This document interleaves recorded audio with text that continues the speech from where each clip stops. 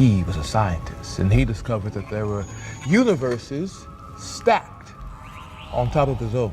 New worlds meant only one thing: new lands to be conquered. What is the Marvel Multiverse, and where did it come from? How did it start? And why do we call the main continuity Earth 616? Welcome back, Nerd Squad. This is Top 10 Nerd, and I'm your host, Amanda McKnight. We're doing something a little different today as we aim to answer these questions and more during this attempt to explain the Marvel Multiverse.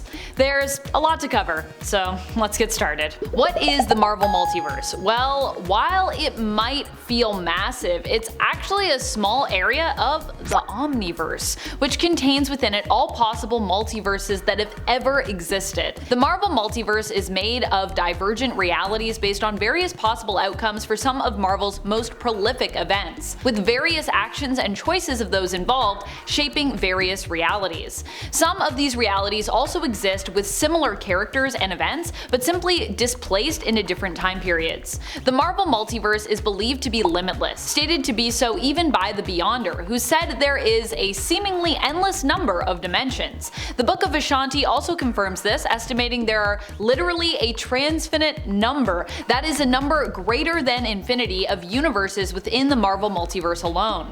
The Web of Life and Destiny is believed to act as a map of the known multiverse, where its nodes represent universes and the threads connecting them are believed to be people, chiefly spider totems, which of course connect the universes. While the DC Multiverse has a clearer point for its inception in the comics, the Marvel Multiverse was more developed over time, with a few key moments and key characters leading up to and explaining how it was shaped, instead of being wrapped up in one major event created to help sort of fix the continuity of its universe, which for DC was the event known as Crisis on Infinite Earths. Here we don't have a single event, but more a growth and expansion over time that led us to the definition of the Marvel Multiverse. When it comes to the beginning of the multiverse from a comic history standpoint, some cite the first Marvel Comics as its origin, Motion Picture Funnies Weekly issue number 1 from 1939, or more commonly known and accepted as the first Marvel comic, Fantastic Four issue number 1 from 1961,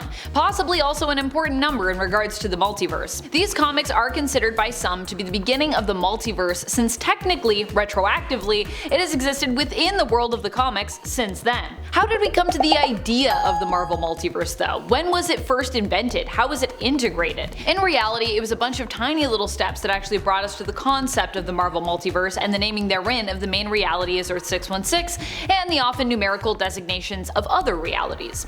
Back in 1962, in Strange Tales issue 103, Johnny Storm gets his first glimpse into the multiverse when he travels to the 5th dimension, which would later be designated Earth 1612. In 1963, the multiverse began to expand in terms of our knowledge of its history in the comics, with various worlds including Subatomica and Earth 6311, aka Kang's Other Earth, showing up in Fantastic Four. The FF team in general would actually be really important when it came to establishing and defining areas of the multiverse and its rules, but aside from them, Doctor Strange would also be a key character when it came to the expansion and definition of the multiverse. In Strange Tales issue 126 and 127 from 1964, we follow Doctor Strange as he journeys into the Dark Dimension to do battle with its dread Lord Dormammu. And speaking of seemingly dark and terrible dimensions, the Fantastic Four would also have their own experience with one known as the Negative Zone in Fantastic Four Annual issue number 6 in 1969. The Avengers would also get in on the multiversal fun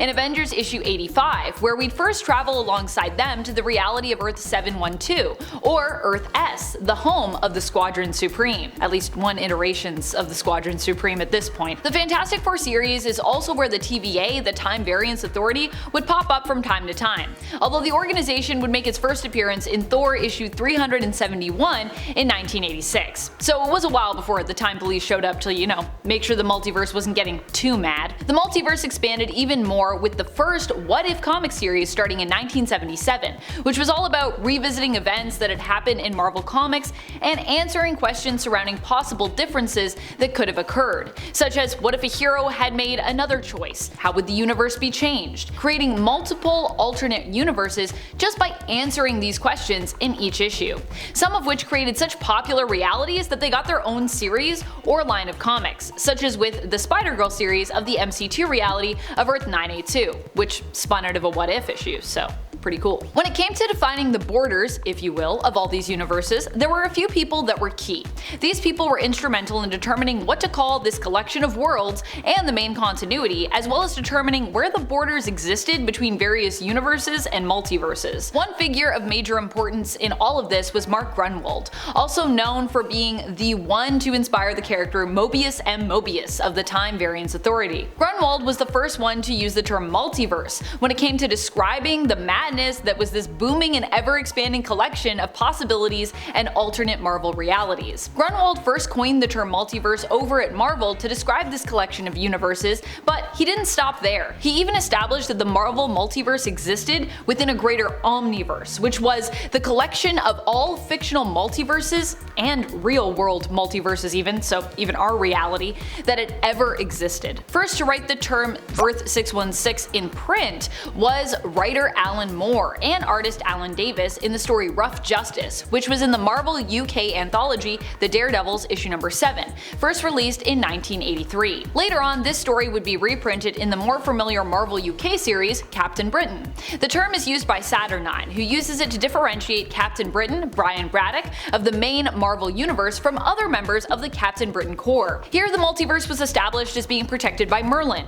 The Captain Britain Corps were created to protect their own version of the British Isles, protecting all versions across the multiverse collectively, or at least that was what they did before they were all killed at one point. Speaking of multiversal protectors, each universe also has a Sorcerer Supreme to protect it, and each universe also similarly seems to have their own Spider-Man or Spider-Person to protect it, as we learn with the revelation of the existence of destined spider-themed heroes known as Spider Totems, who are connected through the web of life and destiny. Going back to the Captain Britain origins for the term 616, it would also later be used in the USA-based Marvel Comics title Excalibur by writer Chris Claremont and once again artist Alan Davis, who is pretty key in actually getting the term Earth 616 out there and making it a thing. Dave Thorpe, the writer on Captain Britain prior to Alan Moore, was also mentioned in regards to the credit of the term Earth 616, and was named as such by Alan Davis, who obviously was super key to the integration of this term Earth 616 in the comics, having been there pretty much throughout and since the beginning of it. Why 616? Well, some claim that Thorpe picked it because it was the number of the beast.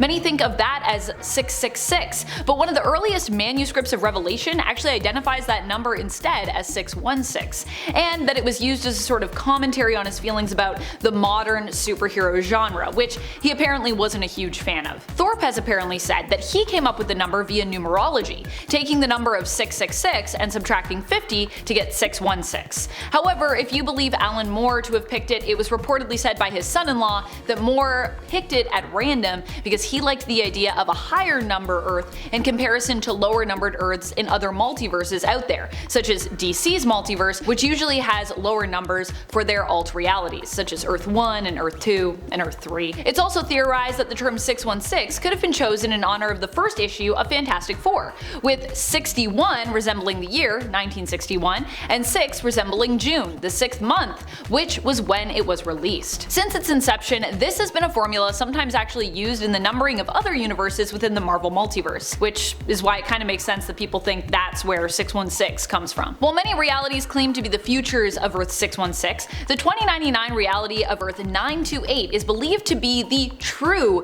future of Earth 616. But you know, with so many possibilities out there, even that claim should be taken with a grain of salt. Perhaps the truth of the matter is that Earth 928 is one of the more widely embraced futures among creators and fans. Earth 928, the 2099 future reality, and Earth 982, the MC2 reality, I would say hold top spots for greatest favorites for potential Marvel futures amongst fans. How did the Marvel Multiverse come to be within the comics? The first Firmament, one of the ultimate creators in the multiverse, was shattered by a war between its creations, the Aspirants, and the Celestials, where the Celestials were rebellious against the first Firmament. The Aspirants instead frequently sought the Firmament's approval, doing things only to please them. From the defeat of the first Firmament, the multiverse was born and over time grew, leading the first Firmament to at one point grow jealous jealous and basically attack its personification, known as Eternity, during its 8th incarnation. That's right, you thought there was only one Marvel Multiverse? No, there have been multiple iterations of the multiverse, which has been shown to be cyclical, with each incarnation of it ending in destruction and following that its rebirth, building up from ground zero, typically.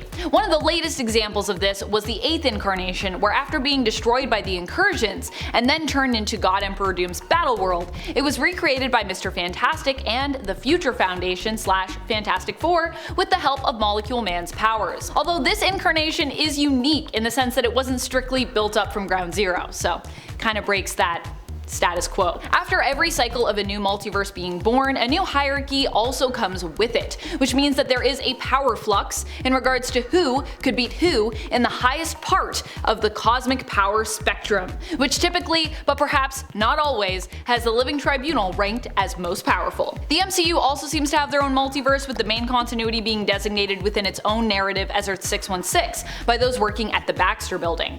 However, outside of their own multiverse, in the wider scope of the comic book multiverse, the main reality of the MCU was actually designated as Earth 199999. So that's a bit confusing. The multiverse was a concept first introduced in the MCU during the first Doctor Strange film, with the concepts of the mirror dimension and the dark dimension. Fairly fitting considering that even in the comics, Doctor Strange was one of the characters integral to introducing and shaping the multiverse.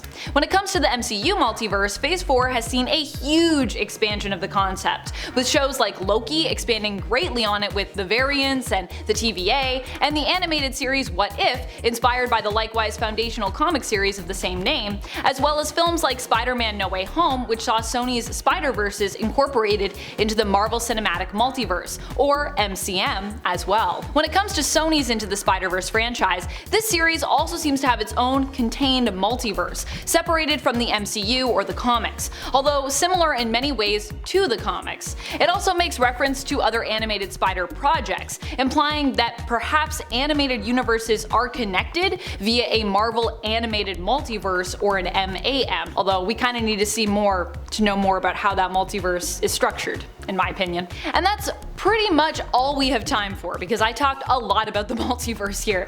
I hope this helped you to understand the Marvel Multiverse a little bit more, where it came from and how it came to exist both in the comics and from a cinematic standpoint. Thank you so much for watching. If there are other comic book concepts you'd like us to attempt to explain, please let us know in the comments below. There's a lot of confusing stuff out there. Until next time, this is Top 10 Nerd, and I'm your host Amanda McKnight, reminding you as always to stay nerdy, YouTube.